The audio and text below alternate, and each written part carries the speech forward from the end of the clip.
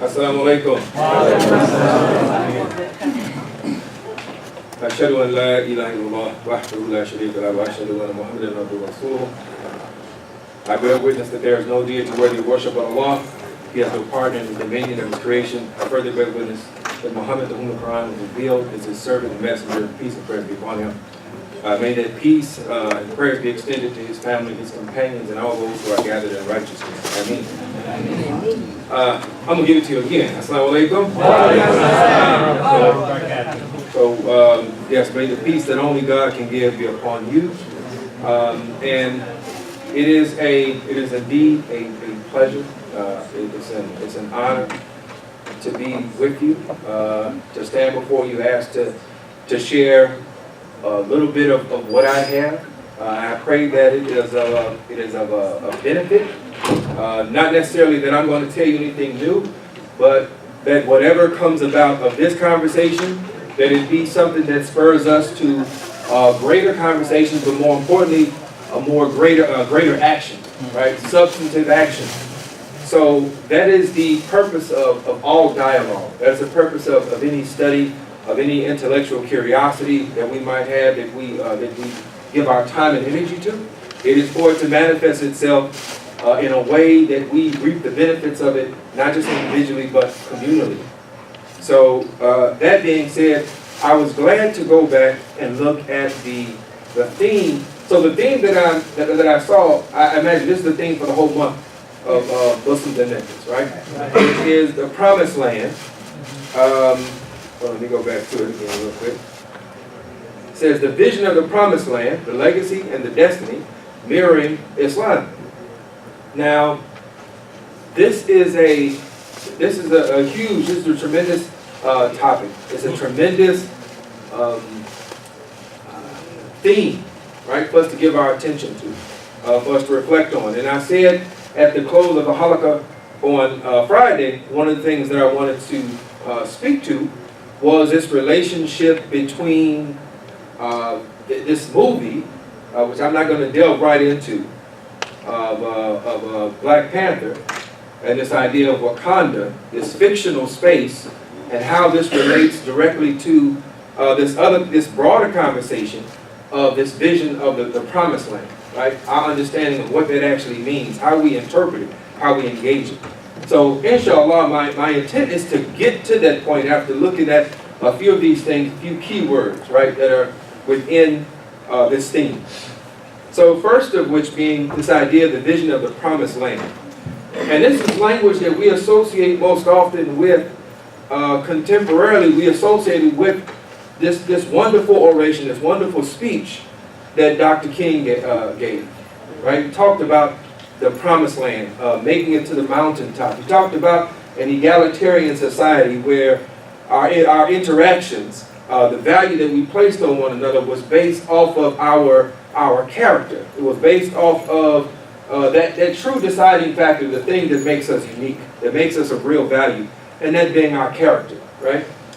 And in contrast with the time that he gave it, not just back in the 60s, but just contrasting that with a history of humanity where Shaitan has been allowed to exert his influence on our vision, on how we see one another, on how we see the land, right? Not the land that the land we have or the lands we came from, the lands that are denied us, all of these things.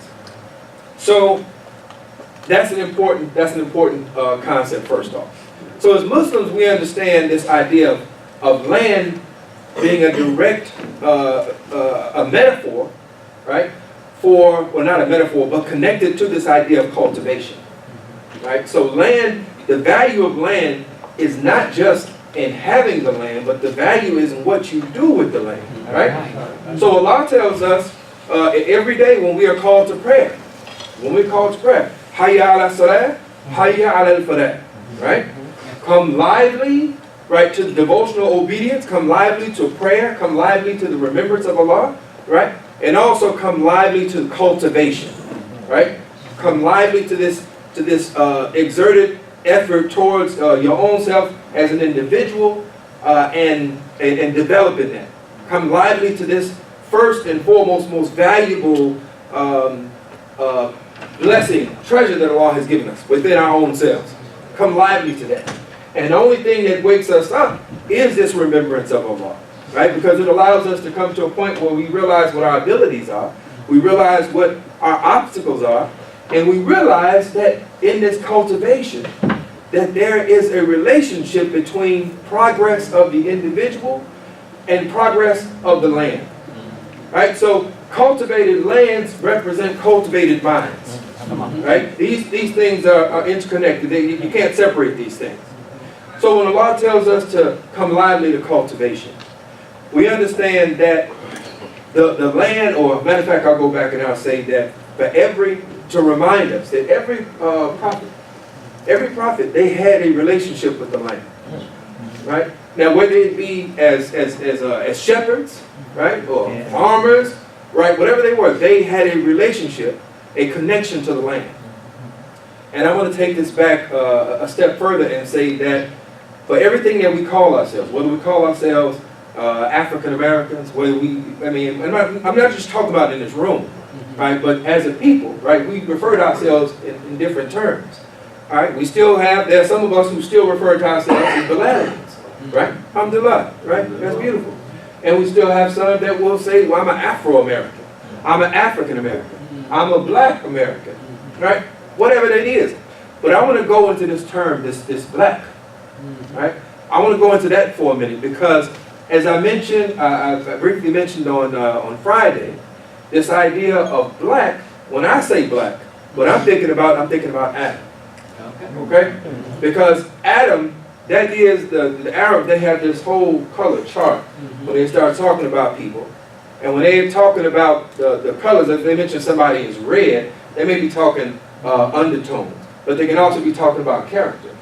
If they're talking about white, it's not necessarily complexion, right? They're talking, once again, these colors, they have correspondence to character.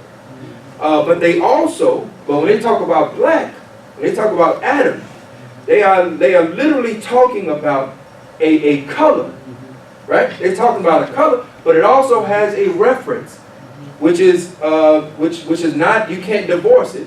It is a reference directly to the Adam nature, right? It is the Adam, this concept of the introduction of the God-conscious individual, the God-conscious community, the one that took on responsibility for managing the land around them, for managing the earth, for managing the resources entrusted to them.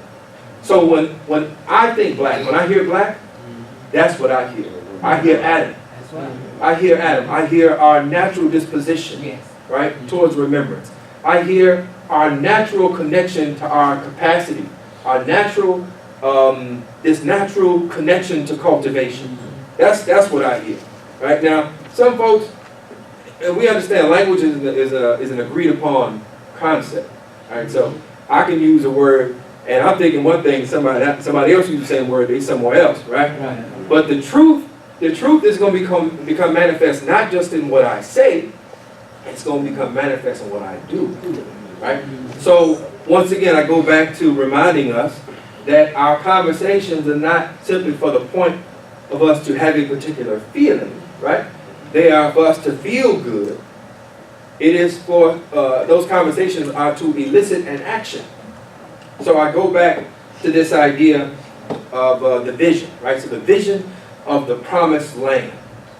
And then I ask us to ask, we have to ask ourselves, when we talk about the promise, the first thing we think of, well, I think many of us think of, is we think of Allah's promise, right? What is Allah's promise? What does Allah tell us that He guarantees for us? He says that He guarantees, right? He says that for the male or female, said whatever you work for, whatever you strive for, that is what you get. Right? He says that is what you get. And He says in Ar-Rahman, Hal jaza'ul ihsanu illa al-ihsan. And is there what reward is there for good except for good? Right?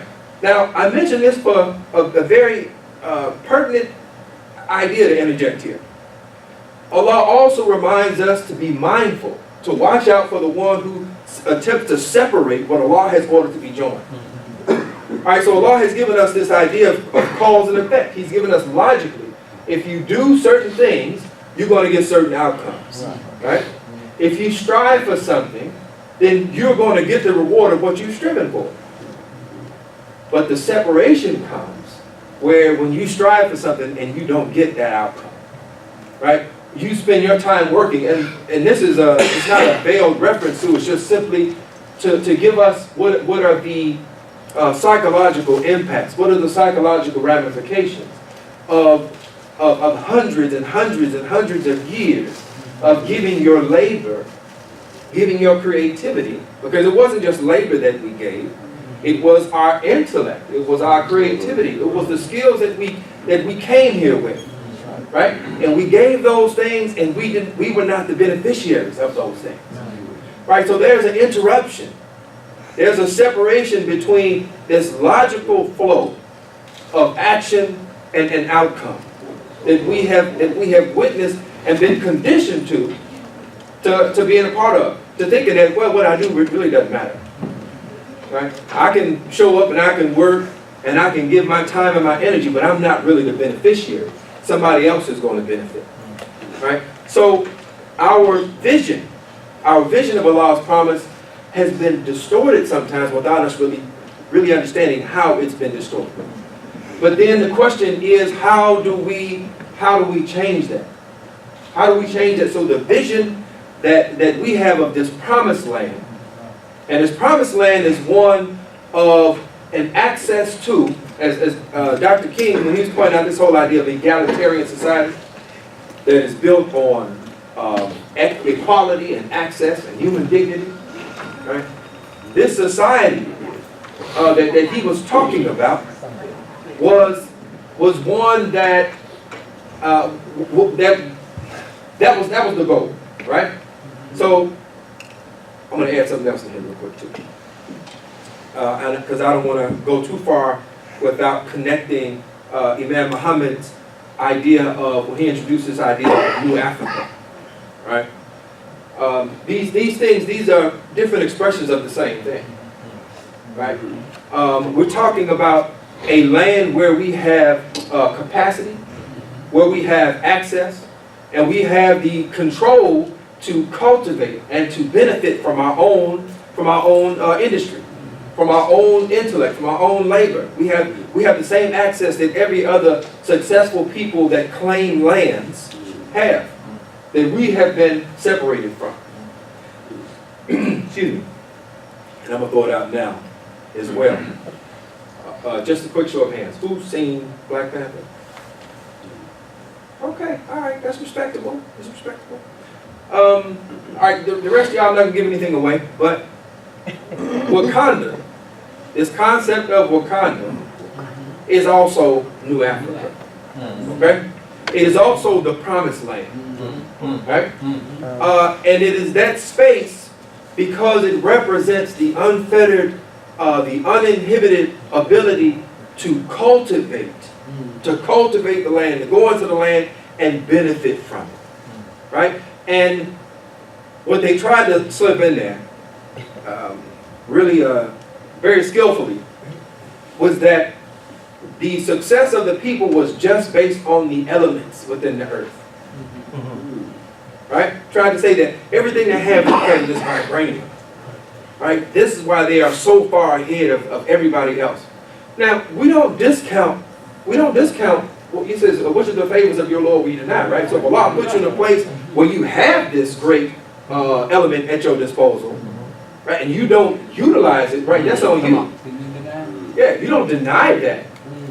But what it also represents is that there had to be an intellectual cultivation, right? There had to be a capacity that was exercised and developed that went back into the earth and used what was present for the betterment of their society. Right, so that's what the Wakanda represents. The Wakanda represents that society that did not have that the promise was not interrupted. Right, it represents a society where we imagine what would it look like if white folks would have never came and bothered us? What would our society have looked like if we were not the victims of the greatest brain drain in the history of humanity? Right? What would our society look like if we were able to keep our families intact and pass on knowledge from one generation to the next for the benefit of the future? What would it look like? So, once again, without getting caught up in just the emotion of it. Right? And I've seen it 4 times because it just hit me so much. I was like, man, can I, what are we going to do with this? What are we going to do with this? And it's not enough just to feel good about it. Right? It's not enough just to say, man, what could we have? Right? Now I have to go back and I have to go back into this mission right here, this statement, this theme, and it says the legacy. Right? Because that's what this is about. What is the legacy? Not just the legacy that we come from, but what is the legacy that we're going to leave? That's right. All right? That's right. So the legacy that we come from is one that is built upon cultivation. Yes, sir. And in absence of the history of our origins, the true history that we had as Muslims who came here, right, and fought to hold on to that, in the absence of that, we had to fabricate. We had to fabricate a history that allowed us to see more of ourselves, to see that we were capable of more than was being offered of us. That we could see ourselves as dignified individuals. And if it took a mothership for us to see that, then I would rather for us to have a beautiful fiction than an ugly reality that constrained us to menialism. That constrained us to seeing ourselves, that Adam, that black skin, that Adam nature, and seeing that as a mark against us. I would rather take that fiction that says you can do whatever you put your mind to. Right? What was the statement? Who says up you mighty people? Was that a Garvey? Right? Yeah. It says up you mighty race. Right? You can do whatever it is you put your mind to, your intellect to. So this idea of legacy is one that we have to examine very carefully. We have to examine it very carefully because within where we come from, right, within the history, the actions, the social context that produced this resurgence of Islam, that has brought us to where we are right now, there are lessons for us. Right, because we didn't get it fully right the first time. Right? There have been many different iterations of success, of resistance. Right? We look at Black Wall Street, right? People like to point to Black Wall Street. Right? They had an economy that circulated the dollar. I don't know how many times it circulated, but I can tell you this right now. The dollar in the black community today, it doesn't circulate. Right. Right? As soon as you get it, it's gone. In 30 minutes. If that. But Black Wall Street, it represented an economic ecosystem where my efforts supported your efforts, and your efforts supported her efforts, and her efforts supported hers, and it just went all around. And the only thing that they didn't have the means to protect it. Right. Now, don't get any fool ideas that I'm telling people that we need to strap up, right? Because you're not going to win that war. That's right. You're not going to win that war. But, okay, I accept that. And I respect it, right? You got to protect yourself. But the weapons of today are economic, Yes, sir. and they are educational. Yes, sir. So a part of the legacy of the United States and how it has come into being is directly related to its ability to propagate an ideology. To propagate an ideology of white supremacy, right? And black inferiority for everybody else. That's right. And its educational institutions have been at the very center of that. Yes. So when we look at institutions, particularly if you look at the Ivy League institutions, which have been the standard bearers for the rest of education throughout the United States of America. Right? If you look at them, you look at Harvard and Yale and William and Mary and Dartmouth and Brown and Princeton, You look at all these institutions, they were all founded. They were all founded with this, with built a mechanism built into it that says we're going to train people to go out to the native lands, to the native people, to learn their languages. And as a matter of fact, not just learn their languages, but to bring back their young people with us. And we're going to teach their young people our religion. And we're going to send them back in the hopes that they will civilize the savages.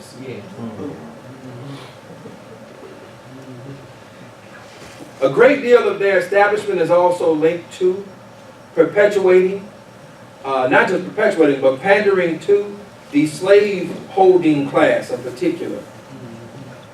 And as they advance, this is who they went to for more and more of their funding. And of course, with their funding, what they're going to do is they're also going to perpetuate, not just perpetuate their thinking, but they're going to tell them, they're going to give them confidence that what they're doing is right. They're going to invent sciences, phrenology, right? Phrenology, they study where they look at the little dimples in the skull and they make determinations on your character. They make determinations on your traits off of the dimples in your skull. They come up with all kinds of social sciences which say that black folks are lazy. And they really are not fit for anything but our instruction. And this is what they have this is what they are built on. And this is in their own records. So when you have a society that bases its educational, its intellectual values and direction is determined by a lessening of who we are, then all the institutions that spring up around it are also going to carry that same type of thinking. They're going to carry the same type of mode of carrying themselves, where access to us is denied. Where we are the second class or no class citizen, or not even citizen. So, once again, I go back to legacy. Legacy. When the Nation of Islam began really the first private homeschooling or took on the responsibility, took on the responsibility of developing and instituting its own educational program, it did something that was unheard of. And we're not talking about people schooling their children in their own homes, right? Teaching their children on the weekends or when they get home from school. But once public education became mandated, and they said, no, we're not giving you our children because we see the results of the society that you have created with your brand of education. And that's not what we're going to give to our children. That's not going to be the legacy that we leave. So, legacy and the vision of the Promised Land is determined. It is determined directly by our capacity, our ability to see our own value. It's determined by our ability to engage in the cultivation. Right? If we can't cultivate ourselves, then we have no businesses. That's right. We have no scholars. We have no architects. We have no entrepreneurs. We have no educators. So our legacy, we come from a legacy of cultivation, of realizing that the most important resource that we have is looking us right in the face. The most important resource that we have are these children that are running around at our feet. So when we made the decision not to give our children, not to give our most precious resources back to those people who have perpetuated a system that says that your vision of the Promised Land is one, your Promised Land does not exist in this life. Your Promised Land exists when you die. Come on. So we upended the system. And we upended the system by creating an institution. Individuals don't change the world. Regardless of what we may think, regardless of who the camera is on, individuals don't change. It is communities that change the world. Right. Yes, sir. Now, of course, we love, we respect, we understand the facility and the necessity of leadership. Right? That's rational. That makes sense. You gotta have leadership. Right? But we also understand that we are not contained to one person. Because I'm up here talking, but the truth of the matter is, there's more intelligence on this side of the podium than it is on this side. Right? No one of us is as smart as all of us is. We understand that. So our future is not guaranteed by the words of one individual, but one individual can spark a generation. One individual can spark a cohesion, right? That's needed for us to move forward. Needed for us to visualize, not just visualize, but to begin to move towards having that actual promised land that we know Allah has told for the believer. Right? The believer says that the believer, those who believe, right? Who practice righteous deeds. Right? He gives a whole list of things that you must do to qualify yourself as a believer. Yes, sir. That's right. And he also says that those, when you strive for something, that's what you get.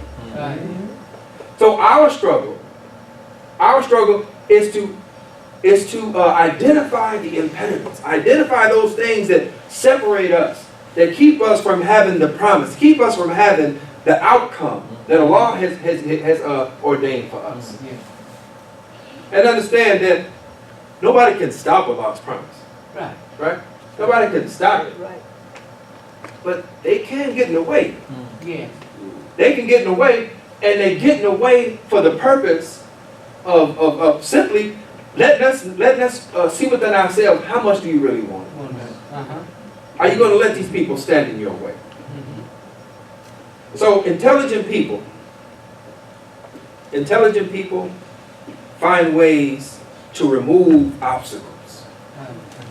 Intelligent people find ways to get around the weak schemes of Satan. Intelligent people. And intelligence cultivated in the individual, it becomes intelligence cultivated within a community. And when communities become cultivated, then they begin, wherever they stand, they pull the resources. Those resources that are lying beneath their feet, they turn those things into industry. So I'm gonna move on, and I want to ask us to reflect on this Adam once again. Right? The Adam, which is the name that is given to that nafs that Allah created. And just to bring home this point, the soul was mated with what? What was the soul mated with? The soul was mated with intelligence. Right? Because in the Quran, we don't talk about this whole Adam and Eve thing. Right? Adam and Hawa. That's not, we're talking about the God-conscious community, the God-conscious individual. And Allah mated that with intelligence. That was the first thing that moved it to action. Right? It says Allah taught Adam the names of all things. Right? He gave him instruction of the building blocks of society, the building blocks of progress, how to move a people forward. That's intelligence. Yeah. So we have to ask ourselves, what are we doing?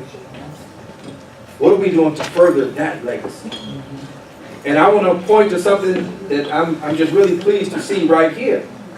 And I got my pen this morning. Everybody got one of these pens? Yes, sir. No? This pen right here, which I was just told about, I don't know how I missed it. It's 100, what is it, 100? 450? Is that it? 100, 450, 100? The goal, okay, I put it to you like this, as it was given to me. The goal is to support the Sister Claire Muhammad school systems.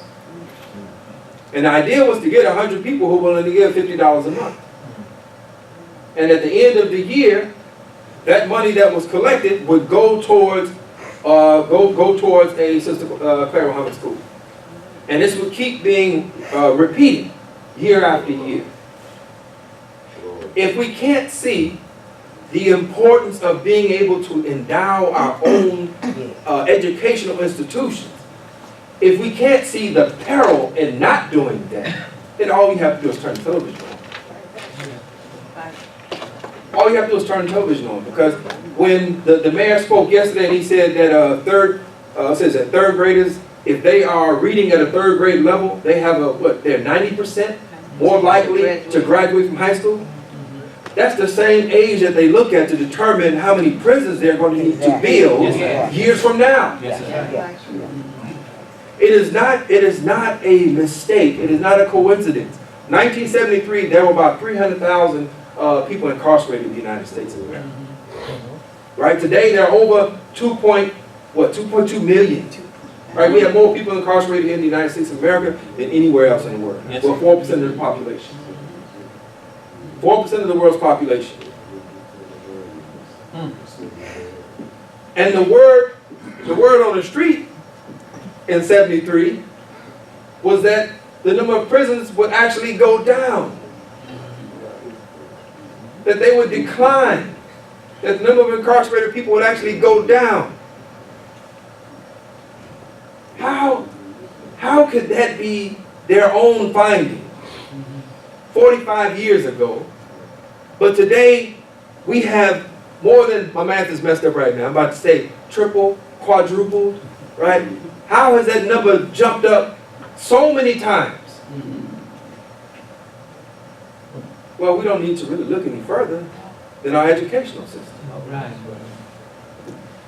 See, because it's not just the policies. It's not just the introduction of drugs into our community. It's not just institutional racism. It's not just the system being against us, right? And well, of course, education is a part of that. But it is the system, this mechanism that instills a belief or lack of belief in our children. It is the men and women that have stood in front of our children from the time they entered the halls of education, and have either dismissed them, have diminished them, because they didn't understand or relate to them. Or their teachers come into the school already demonizing these children, where there's no value. There's no value placed on them as learners. This prison or this school to prison pipeline is one that was built. It didn't just happen. That's right. Yes, sir. Peace out. Yeah, we got it. Oh, and I should have told you all, anytime anybody has a comment or question, feel free. Because sometimes I get tired of hearing myself talk. So I'm more than happy to have you all join in. Talim is a giving and receiving. So.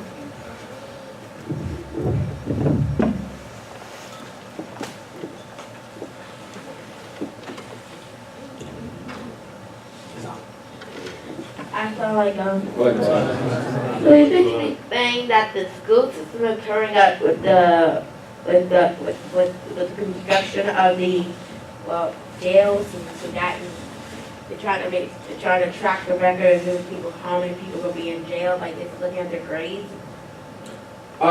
Yeah, that's exactly it. Yeah, literacy rates they directly correlate to your ability to communicate. This old saying about if you want to hide something, put it in a book, right? Put it in a journal, put it in an article, and everything is now on YouTube. There are some things, and as a matter of fact, just the statistics as far as our ability to remember things, right? The highest level comes with reading, right? We remember far more of what we read than what we hear.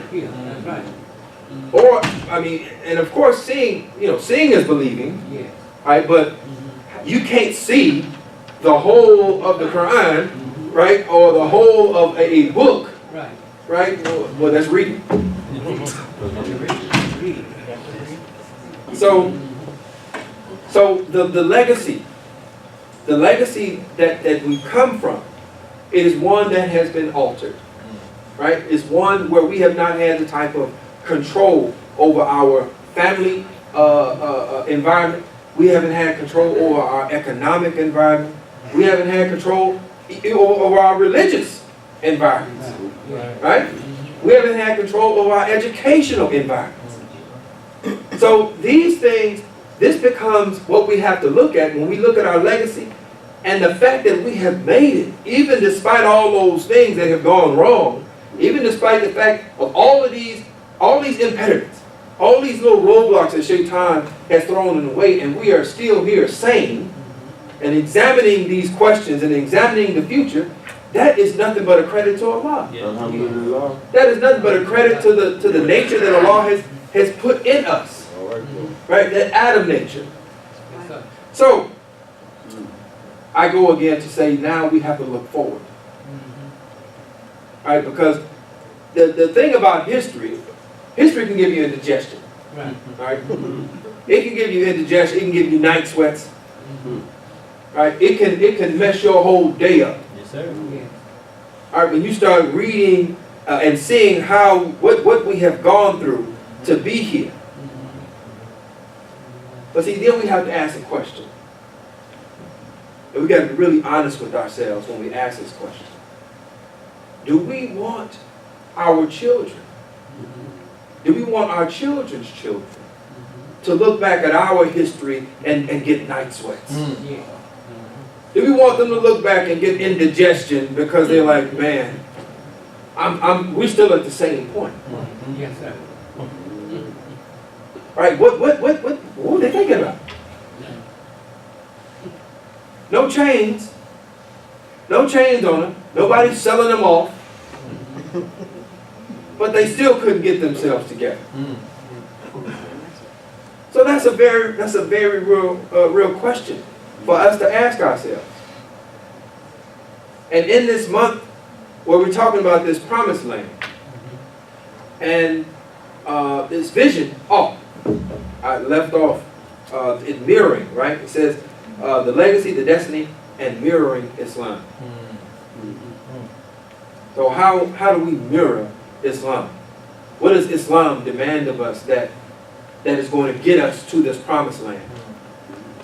What does Islam represent that is going to help us better understand how we see things, our vision? Very easily. Go right ahead.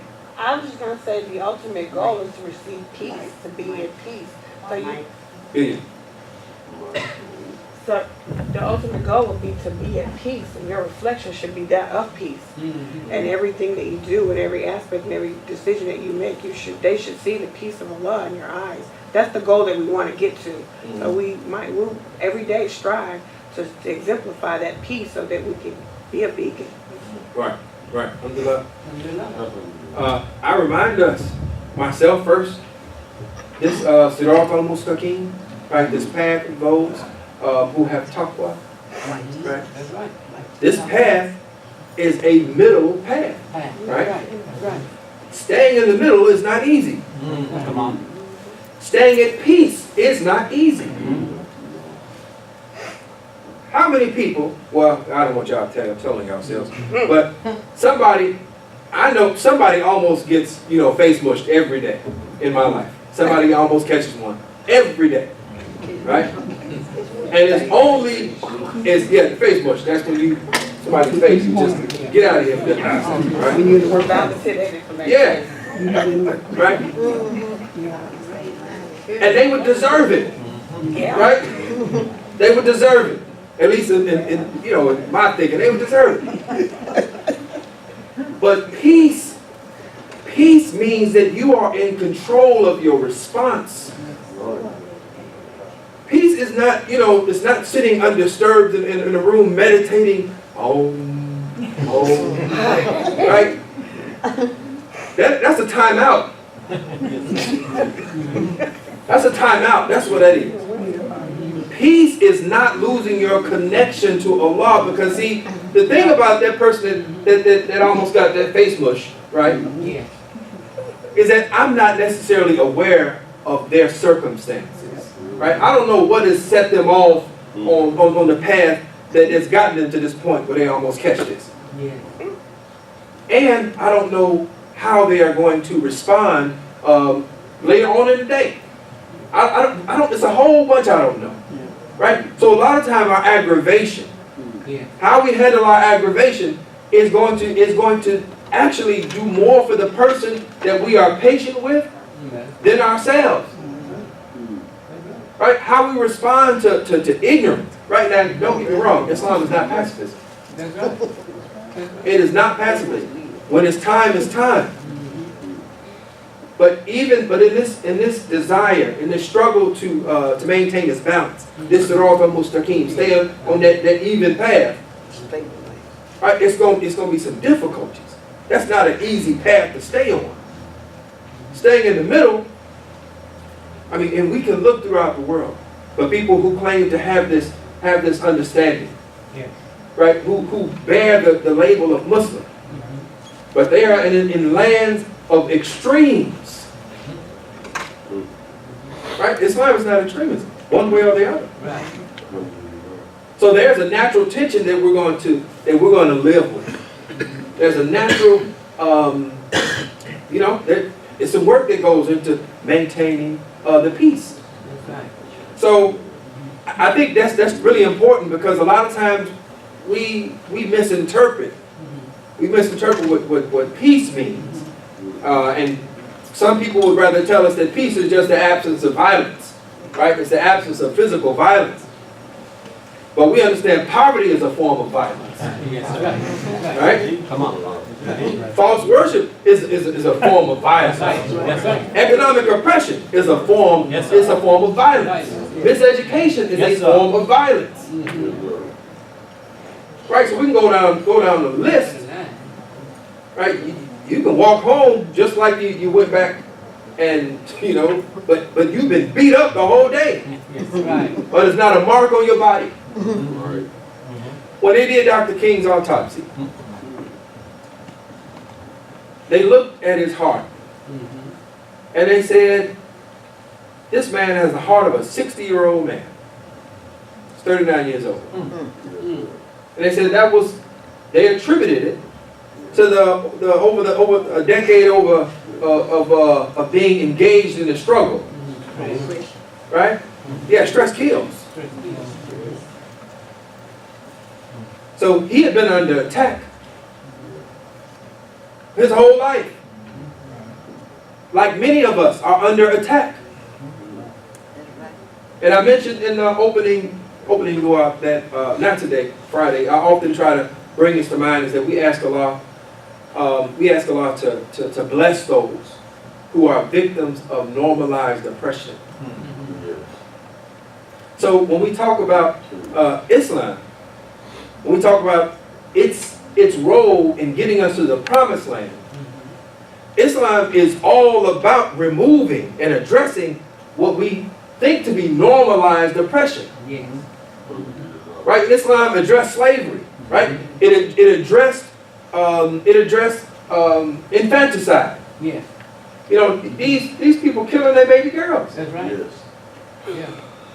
It addressed the treatment of women who were looked at as property. Yeah. It addressed all these things that were part and parcel of what it meant to be a part of that society at that time. That just was, this is just how business is done. So we also have the same type of meticulous investigation to look at what are those things that are stopping us from having the type of community, the type of society that we need, that is going to allow us the best expression of this human excellence. All right, these are things that we have to look at and not shy away from addressing. So, yes, sir. You mentioned it. We have mic for.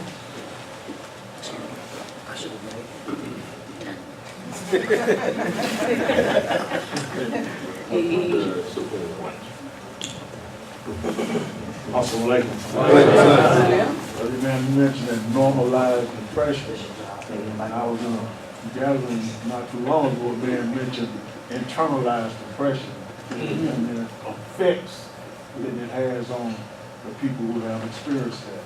Yeah. You mentioned as a whole, African American people are experiencing internalized depression.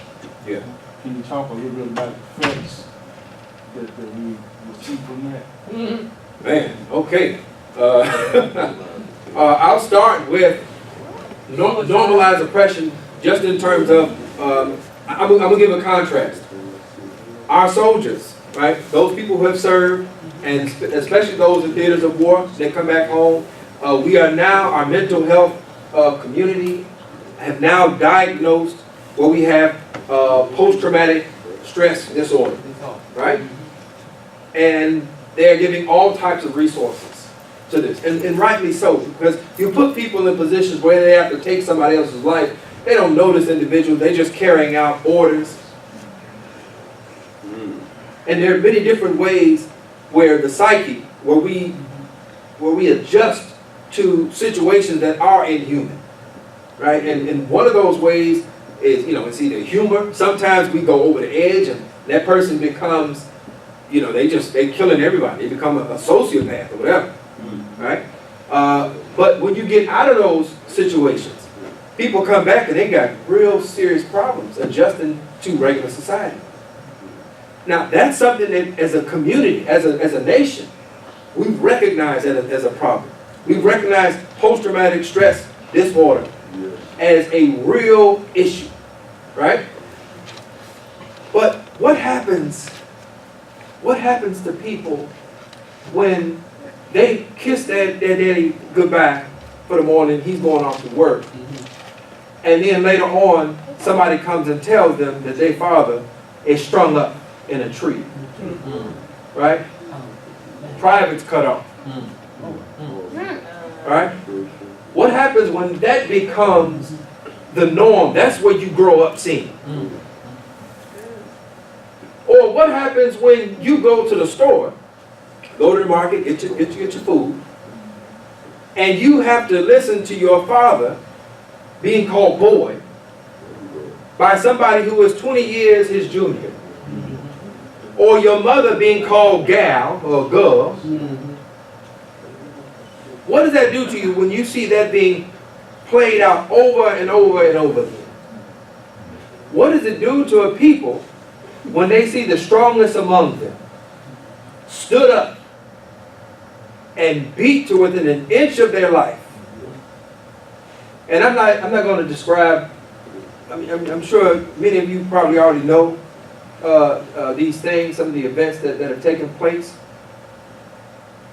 But you see this done over and over again. Or you see young girls being taken and only God knows done just tremendous transgressions. And this becomes your norm. And we don't even have to situate this in that type of history. We can just look right now. Right. What does it do to you when you see your friend in the morning, but you don't see him at night? You find out he just got shot on his way to school, or on the way to work, or just walking. What does that type of violence do? That type of repetitive violence do to the psyche of people look just like us all across the country? Yes. But it has not been, there's been no mass diagnosis. Yes, sir. No. There has been no outcry for help for post-traumatic stress disorder Right. in communities of color. There's nobody writing songs about that. Right? Ain't no commercial. That Sarah McLachlan, she's singing for the children, and the angel song she sang, I don't know if y'all know the song, but she sing a little really sad song and help an orphan, or give some money. Nobody's singing for us. That's right. So when we talk about normalized oppression, case in point, Yeah. how do we have situations where over 50% of black males over 18 are unemployed in most major urban centers across the country? How does that happen? How is it that more the disciplinary rates compared between white children and black children in public school systems? It's like 3 times higher. They're more likely to be sent to the principal's office, to the dean of discipline or whatever, than their white counterparts are for the same infractions. The over-policing of our communities. And what does that do to people? Even though statistics show that blacks and whites use substances, they use drugs at about the same rates. But in most urban centers, you're looking at 80% of the police forces are put into communities of color. So you're gonna catch the fish where you put your net. That's right. And this is a part of that normalized oppression, Yeah. right? This is just Yeah. business. It's just how things are done. But I come back again and I ask us, how does Islam relate to this? Yes, sir. Yeah, microphone. Yeah, I want to pass it. Thank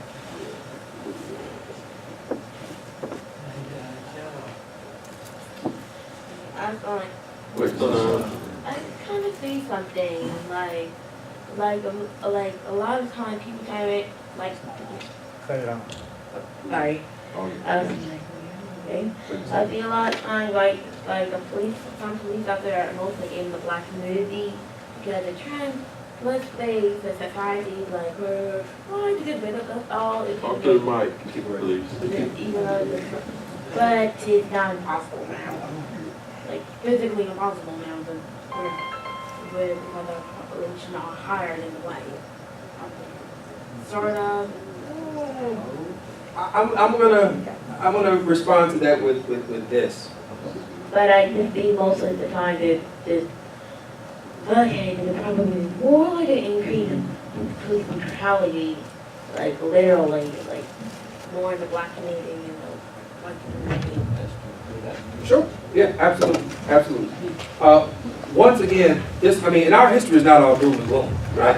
We want to understand that. I'm not trying to, because you can't be a people who have produced so much of value, and simply have a dismal outlook. One of the things that has been one of our greatest markers or traits as a people is our resilience, our belief that things will actually get better, right? We believe that, but don't necessarily always know how to make that happen. Right, so that's what a disconnect is. That's where Islam comes in, because when we've had models of institution building, and we've seen how they have impacted communities, not just those people, right? Because the nation, right, under the leadership of Honorable Muhammad, when it came up and all of the do for self, the entrepreneurial spirit, the spirit of being an upright individual, right? This collective, this cohesion that we have. That did not just benefit those who were in the nation, right? It spilled over into the communities. Wherever there was a temple, that was an anchor in that community. That was a place where people felt like I can get some help. Yes, sir. This is a place where I feel protected. I feel recognized. Our establishments, when people coming in, and they're greeting you, assalamu alaikum, beloved. Yeah. Right? And I'll say there's one thing, like that's something that we certainly don't want to lose that. Right. No. Where did it go? Where did we go? Where did it go? Where did it go? Well, you know what? I certainly won't speak for everybody. Yes. I won't speak for everybody, right? But I make a deliberate part of my language when I meet other Muslims, right? I refer to my brothers and sisters, beloved. Right. Alhamdulillah. Right? Because I'm not just going to call you, I think that's important for the psyche. That's right. Right? I see the value in you. We share something. Yeah. Right? I'm making a commitment to you. You. Yeah. Just in my language. This is Sunnah. Yeah, absolutely. Sunnah. Yeah, and then you hear it's kind of transferred into, you hear brothers calling each other Habibi. Yeah. So language is one of the things that's important. One thing that I wanted. Mic on? Oh, I'm sorry. Is it on? Yeah, it's on. Is it on? Oh, okay. Assalamu alaikum. Alaikum salam. One thing I wanted to mention is when you said the promised land. Yes. I view the land. Land is important. In Islam, land is foundation. And I asked the question, what is that foundation? That foundation is the Dinatul Islami, is the Islam, is the submission. So we can't go any further until we submit.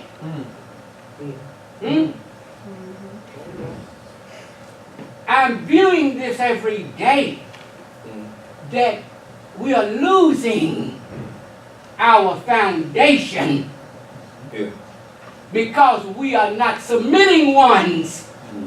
And Allah subhanahu wa ta'ala bid us to be what?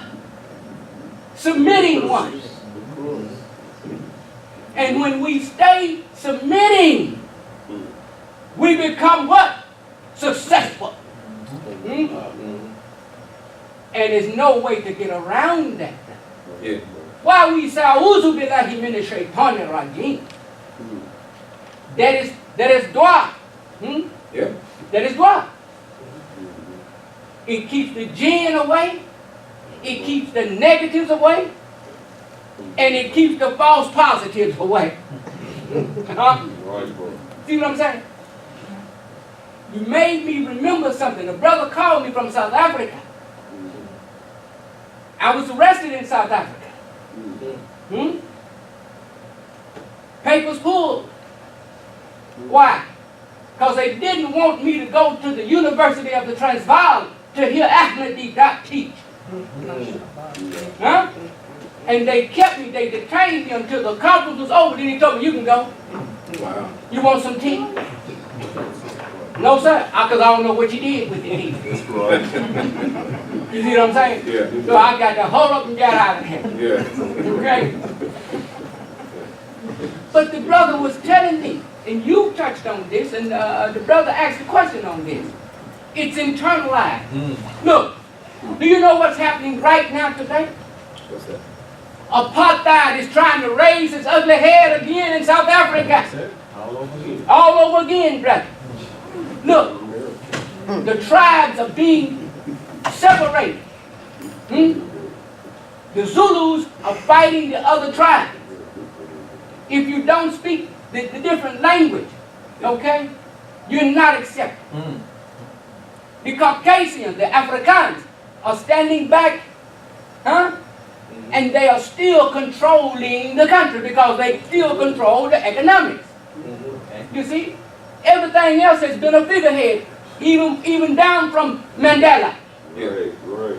You see, Mandela was used, okay, to turn against Winnie Mandela. And do you know right now today, the African government, South African government, is trying to bring cases up against Winnie Mandela. Why? Because Winnie Mandela has been the voice of the ANC. Steadfast, okay? But they have, and the blacks have become internalized all over again, brother. You see, they hate themselves more so now than they did under apartheid. See? So what is the solution? The solution is La ilaha illallah Muhammadur Rasulullah. And I say that with fervor because what's happening also is that people are turning to Al-Islam. They are coming to Al-Islam and taking Shahada title. You see? So we can't divorce, we can't have this situation over here and Islam over here. You see? Because Islam in its totality is whole life promise. Right.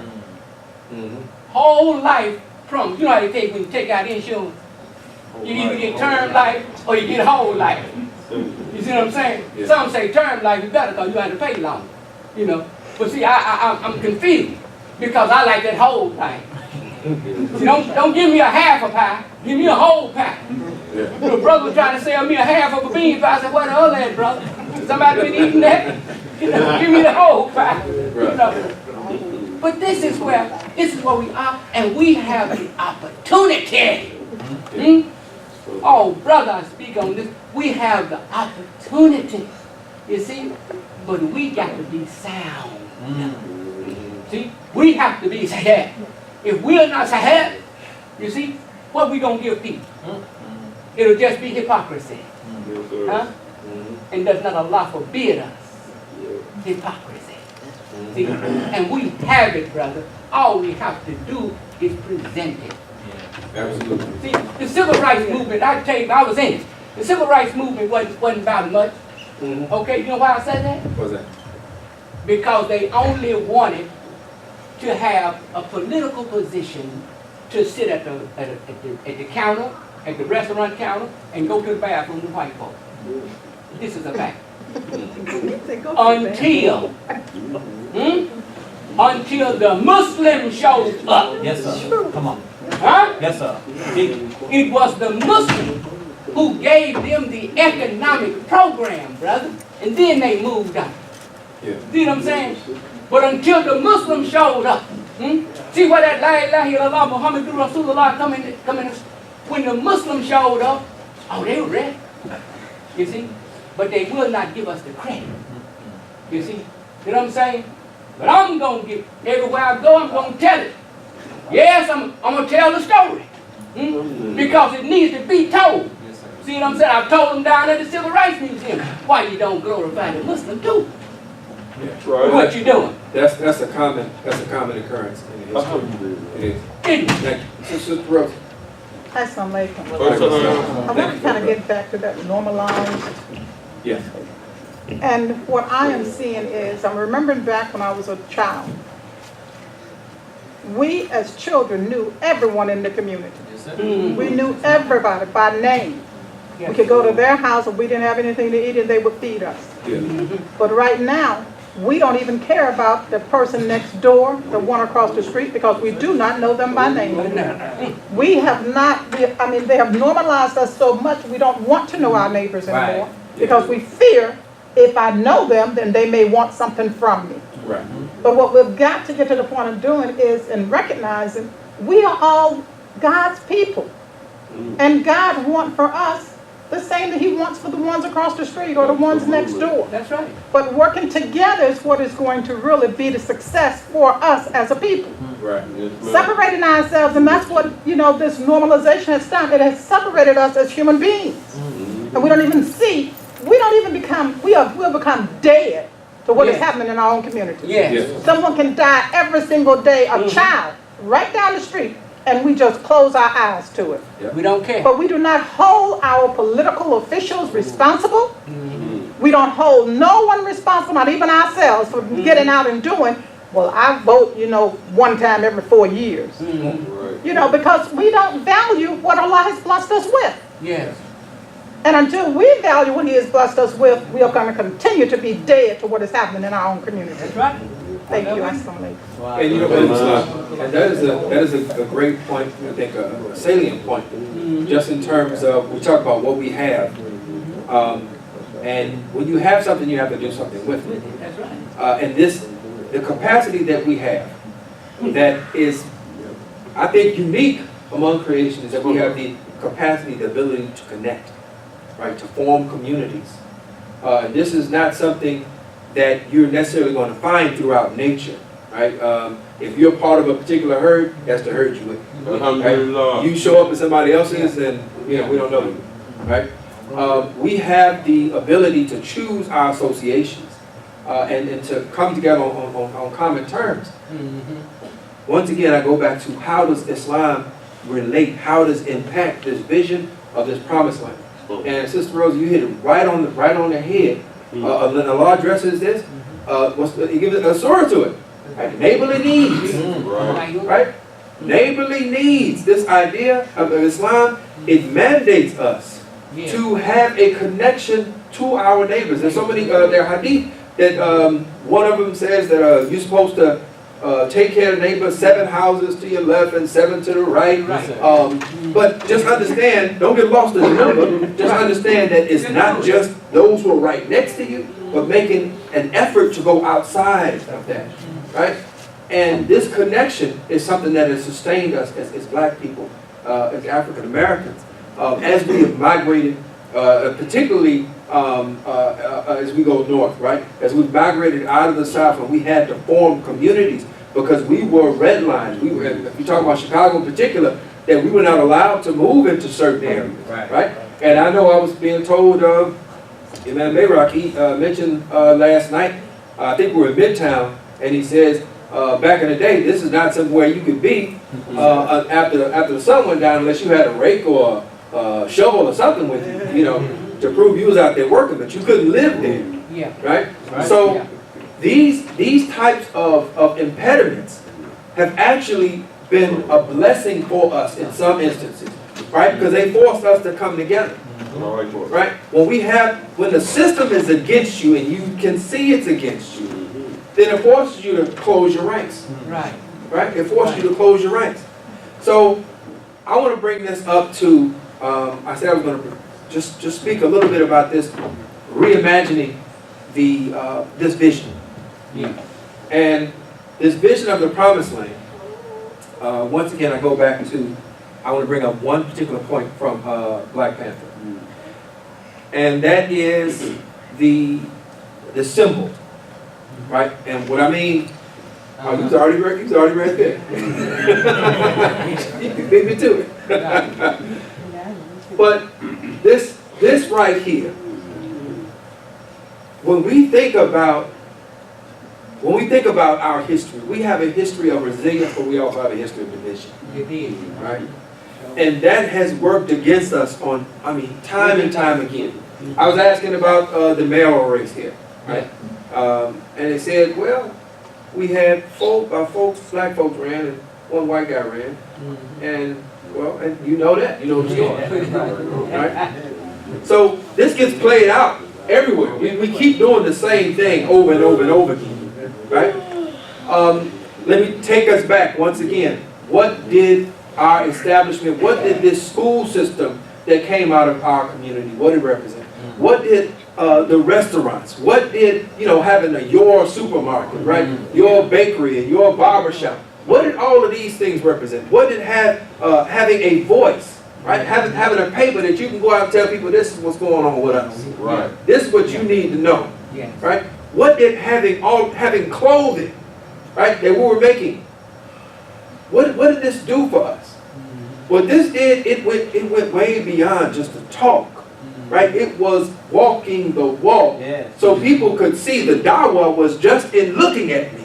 The dawah was in coming into the restaurant. The dawah was being able to buy your groceries, right, from people that looked like you, that respected you, that greeted you with open arms.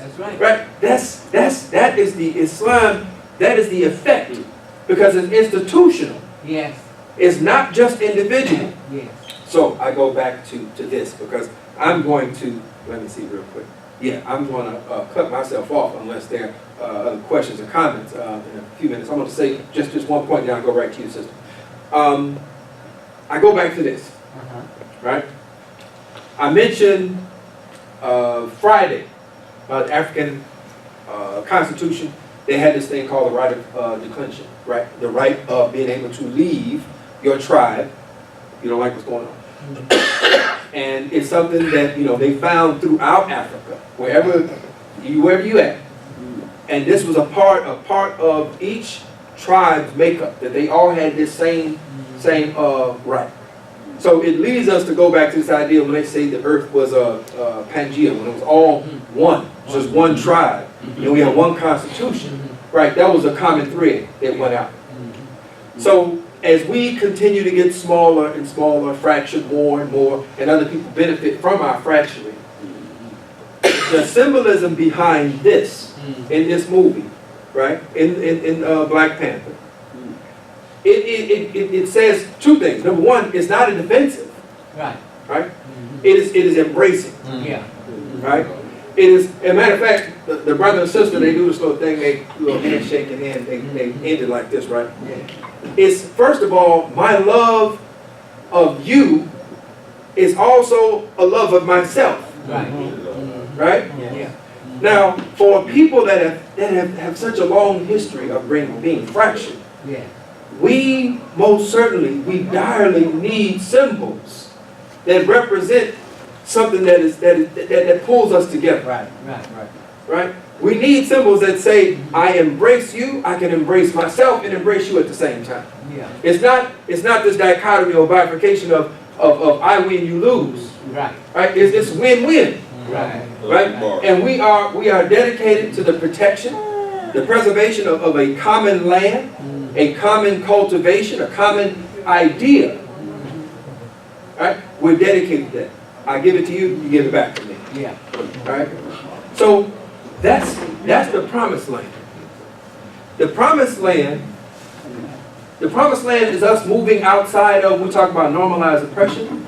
We're talking about neoliberal ideology of the individual first, the individual separated from the community. Where as long as the individual is doing good, we good, right? But Islam tells us what? Islam tells us that, and I shouldn't say Islam, right? Because one of my teachers told me, Islam don't say nothing, right? It's the people, right? The Quran may say something, but when you get to talking about what Islam says, it's over 1 billion Muslims, right? That say a lot of different things, right? But our tradition, agreed upon, it tells us that the prayer that is offered in group is more powerful than the prayer that is offered individually, right? Our religion teaches us that institutions like zakat are for the maintenance of who? It's for the orphans, for the widowed, it's for the people who are impoverished, right? It's an institution. We support an institution that supports us, Yeah. right? So Islam pushes us towards thinking on an institutional level. The great history that we have, it is one that is best expressed when we support, when we have institutions that we can point to, that we can add our abilities to. So that is Islam's impact on the vision of the Promised Land. It allows us to see that this vision, it cannot be one that is shaped simply by the individual interest, but it is one that is shaped by our collective interest. Right? The prophet said that, he says that the most valuable among you is the one who's the most useful. Right? To humanity, not to yourself. Right, to humanity. My sister. Okay, yes, sir. I have a few questions for you. Number one, a few questions for you. Yes, ma'am. What is your name? Tariq El-Amin. Mr. Amin. El-Amin. El-Amin. You can call me Tariq, but it's fine. Tariq. I did not see the movie Black Panther. I hope I haven't ruined it for you. No, you haven't. Okay. Because it's fiction. Yes, ma'am. Correct. But I did see the movie Gandhi. Okay. Now, Gandhi achieved the promised land for his people. They became a sovereign nation. Mm-hmm. They physically had control of the land. Sure. The people that were abusing them had to leave. Mm-hmm. I want to go back to what you were talking about, the children. I'm an advocate for children. Mm-hmm. So when you said there was a school that you all wanted to start to teach your children, what happened to that school? Well, I can speak. Okay, so I'll answer in reverse order. So the first, as far as the school goes, I can't answer with any intelligence to what happened to the school here, but I can tell you, I taught in a school that was in the Sister Muhammad school system. I taught there for a year. This is probably about 10 years ago. And what happened to that is, wow, this is a long answer. I'll give you the short answer. It's two things. One is that there's a commitment in, as far as parents are concerned. Wow, this is a tough question. being able to recognize the value of that education is the first thing, okay? And the second thing is recognizing that education is a partnership, right? It's not simply just entrusting your child to somebody else to educate them, right? Because as a parent, you still have, you still got to have some involvement, some say-so. So from my own position, those are some of the things that I've seen impact the school systems. Now we still have, I'm not sure how many we still have, Sister Claire Muhammad School System. I know there's one in Atlanta. I know that in LA, there's one that is a part of the Sister Claire Muhammad School System. And there may be others. Unfortunately, I don't know all of them. But commitment is one thing. Understanding that we have a responsibility to endow these institutions for our collective betterment may not be really understood. I think sometimes we don't really understand what's at stake here. Second thing, your first point, you mentioned Gandhi. Well, I think about the Indian society very. It's interesting because they have a caste system in India, right? And Gandhi was certainly no friend to the African American, African particularly. He thought very, very low of us, and it's published that he said so. He did a great deal for his people, and his just principally what he did is something to be admired. But as a society, when you talk about your efforts impacting the moral and social fabric, right? Like here, there's a long way to go, right? Because they come here with a lot of the same biases that white folks have in general when they're talking to us or about us. So if you hear them call you, what's the word, kalu? Kalu. Yeah, that ain't a good thing. Yeah. Okay? So that might be worthy of a face push. Right? Might be worthy of it. So, but yeah, and you mentioned that Black Panther is a fiction. Yes, it's a fiction. Yeah. But sometimes we have to hear stories. We have to hear stories because the reality of what's around us, it don't work. Right? And the fiction allows us to think of what is actually possible. And fiction is necessary. Every society is a literary component. Fiction has pushed, look at Star Trek, absolutely, Star Wars. Look at all of these things that were just thought up in somebody's head that have been presented, and we are moving closer and closer. Those things find themselves embedded in our reality. So I don't think that's what you're saying, that you were discounting it, but I just want to bring forth that point that it's fiction. But there's a reality that's waiting in that. Okay, in my terms, the Gandhi story, Yes, ma'am. I'm beyond the hostility of how Gandhi may have felt about it. When you use the word black, I'm fully aware that's the non-citizen in the USA. So I'm beyond that.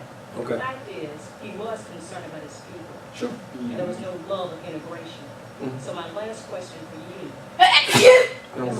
somehow did not continue, and there are just a few Sister Clara Muhammad schools now.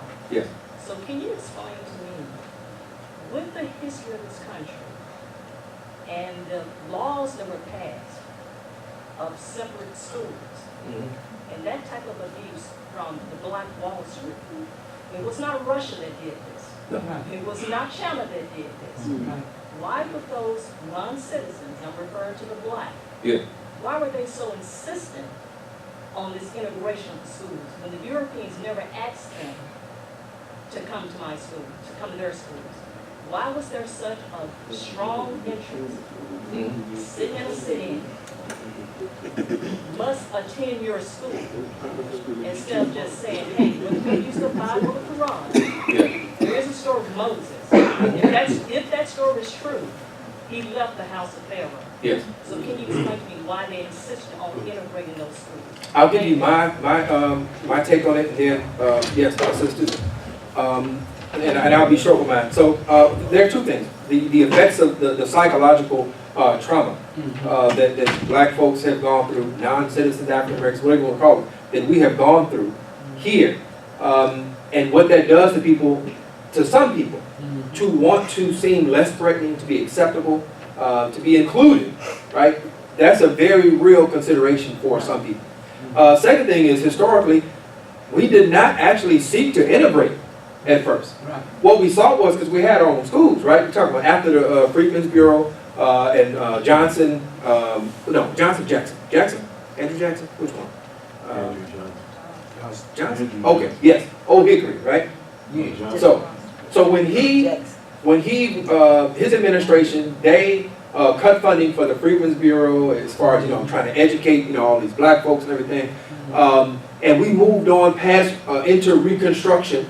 And we moved when the black codes came in, Jim Crow and all of that. Yeah. And we started educating, really focusing on educating ourselves. We were seeking a fair distribution of the public resources. That was our fight for the longest. It was, how do we get the same amount of money? Because the state law says that every child is supposed to get X amount of dollars. Right. So that didn't happen.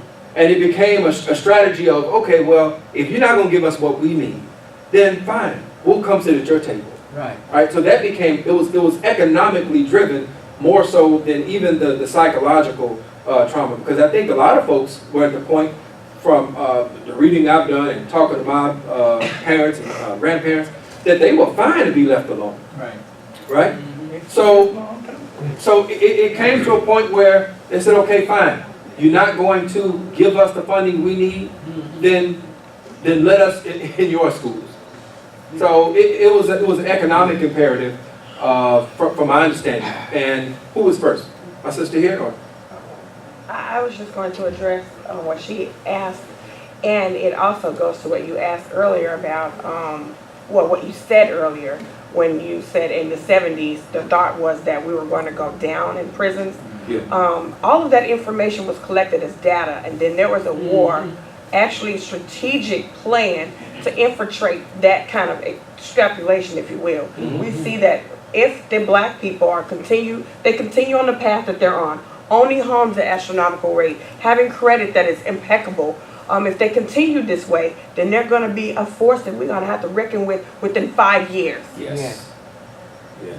Less than one generation. Yes. So there was a war that's strategic into infiltrating every branch that led to any amount of success.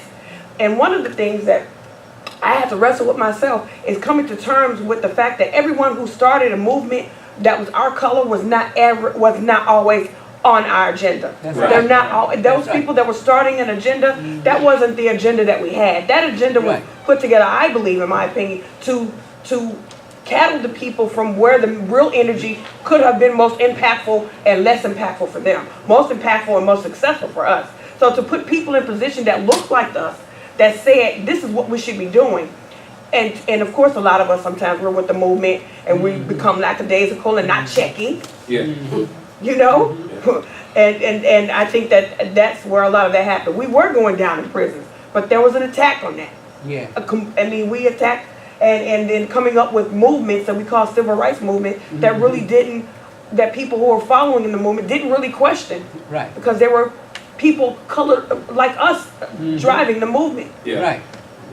So Thank you. that's all I want to say. Go My sister. My state, I have 2 pieces. Can First, you use the mic? I'm sorry, I didn't think of that when you were talking. It's all the way down there.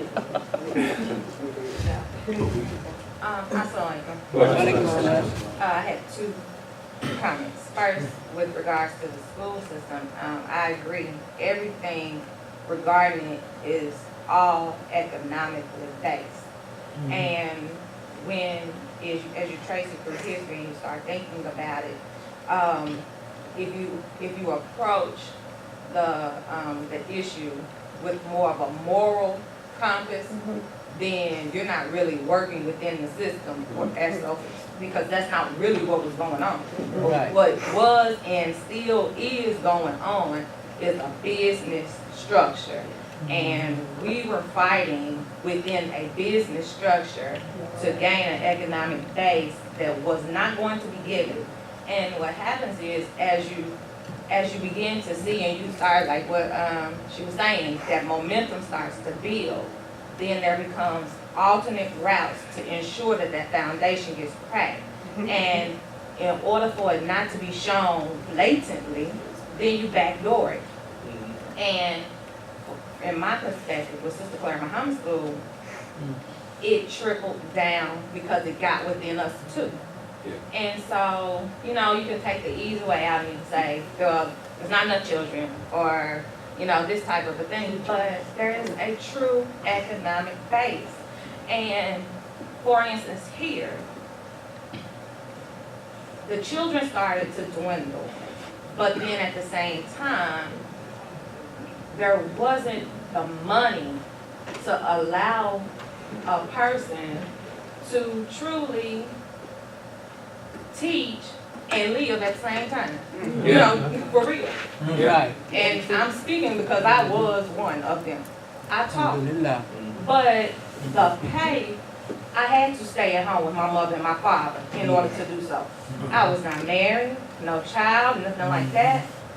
And then it was myself, Sister Rosa was doubling jobs, Sister Tahiti doubling jobs, Sister Constance doubling jobs. But I was a teacher 1 year, and I was like the main one. All grades in that room. But there was no way, in any way, that I could have an independent life and teach at Sister Claire Muhammad School. And so that economic piece became a part of the downfall of the school system, because not only was it that, you know, you're independent, you're private, that means you're self-funded. Right. We as a people didn't have the type of money to truly pay a full tuition, you know what I'm saying? It's all economically grounded, you know.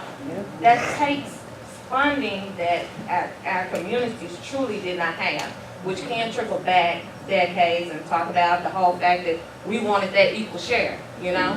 And if you're not gonna give it to me, I'm coming to take it. Yeah. That type of a thing, I'm gonna sit at the table till you get, I'm gonna get it somehow, whether it be at my own school or whether it be at your school, I'm coming for it, I want it. So that's my response to that. Then, as soon as you started talking about the Black Panther and the Wakanda, and I thought you were going there, but I don't think I heard it. And you were talking about that symbol, and you kept on referring to the fractionalizing of the Pangea or whatever. Yeah. Well, math teacher, okay. The symbol is a multiplication symbol, which is the inverse of division. So you take that, that's all I saw when you did that. And when you kept on talking fraction, I was like, undo it. Bring everybody back together, and multiplication reproduces over and over. Yes. It produces growth. That's what math and multiplication does. So when I heard you say fraction, and you kept on, I was like, you got to go there. So that's what I wanted to offer is, even though, you know, it was a place that's not real and all of that, but being able to take that issue and pull in ideas that truly will help us. And if we can put undo, inverse all this rationalizing that has happened, and then allow that multiplication to reproduce. And what will happen mathematically with that constant multiplication over and over, it becomes exponential. Exponential growth. That's and right. It goes That's on. what that is. And that exponential growth impacts at a rate unbounded. So, unbounded,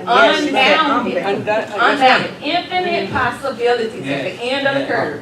So, if you think that way, I'm just going to leave it there. Thank you.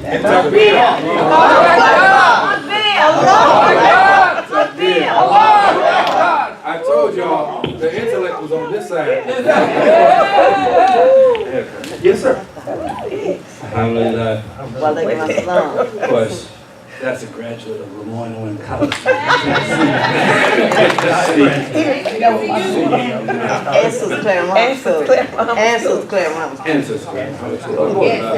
I simply came out to give a personal eyewitness testimony on the point about the intent about desegregation.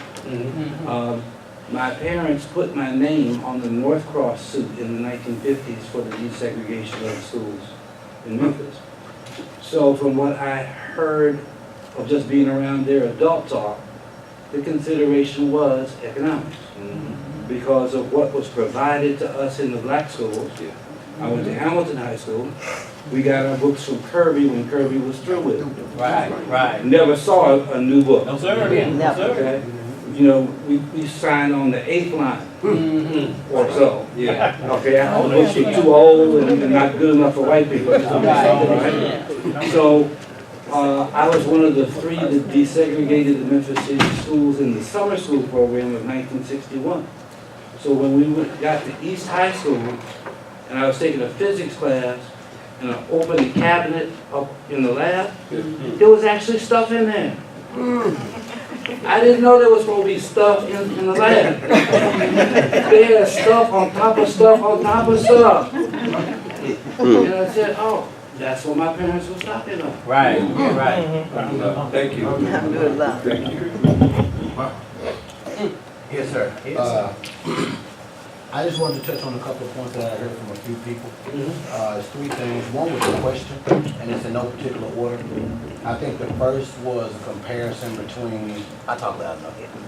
Talk about. No, so Okay.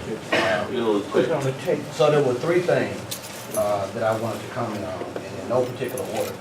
But the first one was a question about a comparison between our struggle and the struggle of the Indians and Gandhi. Okay. And he was very successful in his individual right for his people. But I think to answer that question, the biggest difference is they were under colonialism as opposed to slavery. Yes. And they were, as a people, a group of people in their own sovereign land to begin with. Yeah. So not to discount his efforts, Right. but it was much easier for him to bring his people together under that context. They were still in India. Right. You know, so it was ousting colonial powers, Right. as opposed to African Americans rising up in a country that was not their own to begin with, Right. and being brought over to a country. Right. Yeah. Because what they did not have to deal with, they had the caste system, they did have colonial powers, particularly Britain, in that area, but they did not have Jim Crow. They Right. did not have slavery. No. Right. They didn't have any of those things. They didn't have Willie Lynch laws. They didn't have any of those things. Right. Yeah. They didn't have the dismantling of Black Wall Street. Yeah. They didn't have all these institutional systems that were designed specific to tear down every effort made by them. Right. Right.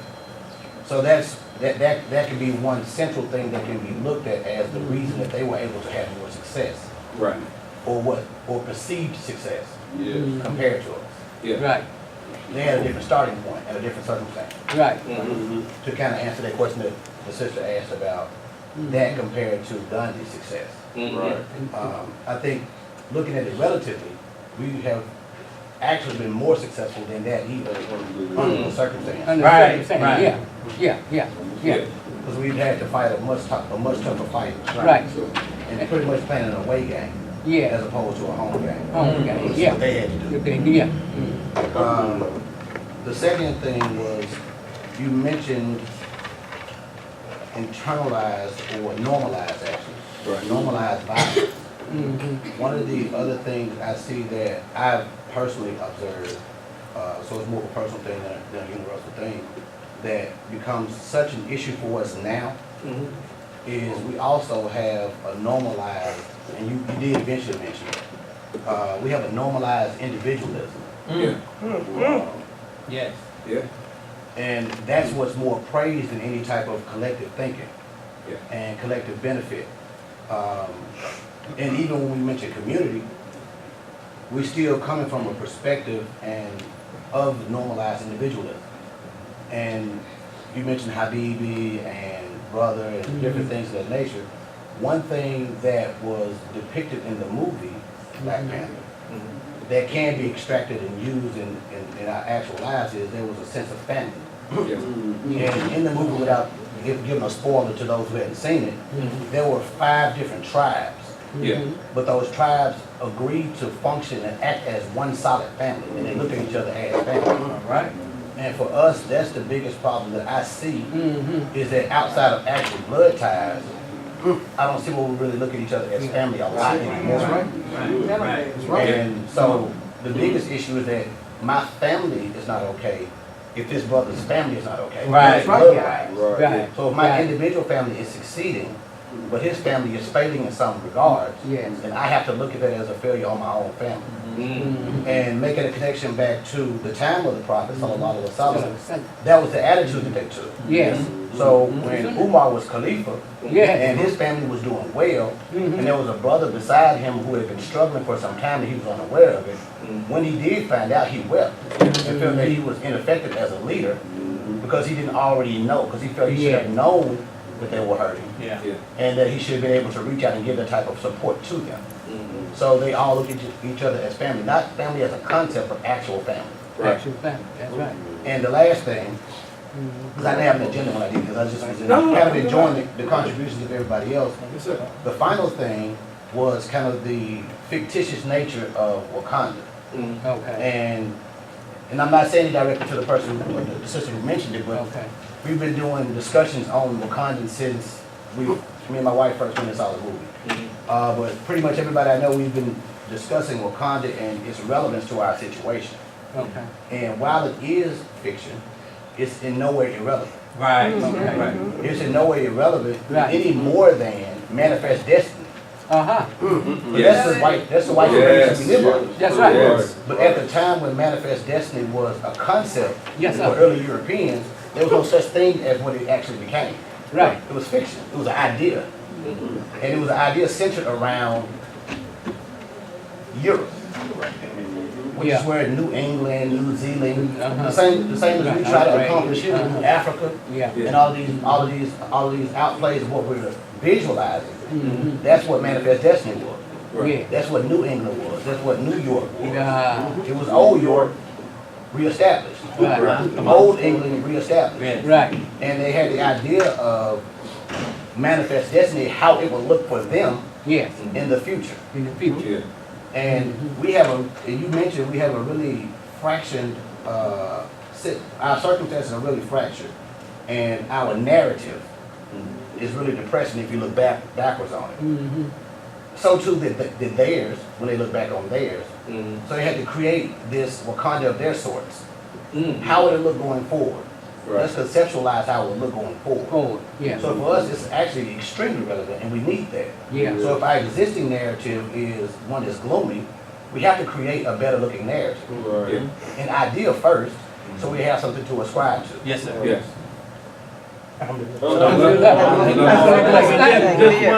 Just one thing to add to that. Yes, sir. No, we all know, well, I don't know if we all know it, but words make people. That's right. Yeah. Yeah. That's right. Yeah. Yeah. I'll add, first of all, thank you. Okay. Thank you. Ooh, thank you so much. I need it. I just got this book right there. So I want to close with this. First of all, thank you for bringing math into it. Yeah. Right. I think that's why I'm up here, just to hear that. Well, I mean everything. Y'all gave wonderful feedback, but that, yeah, I'm taking that.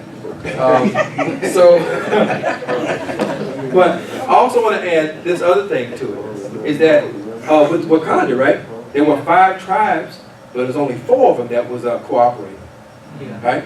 And we think about this whole symbolism, like we like to science things up. All right, we're talking about 4 as representation of the earth, right?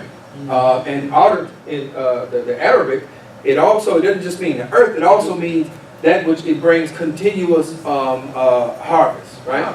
So it's a sign of systemization, it's a sign of industry, right? The repeated harvest that comes, and with the engagement cultivation. The other thing is 5 is what?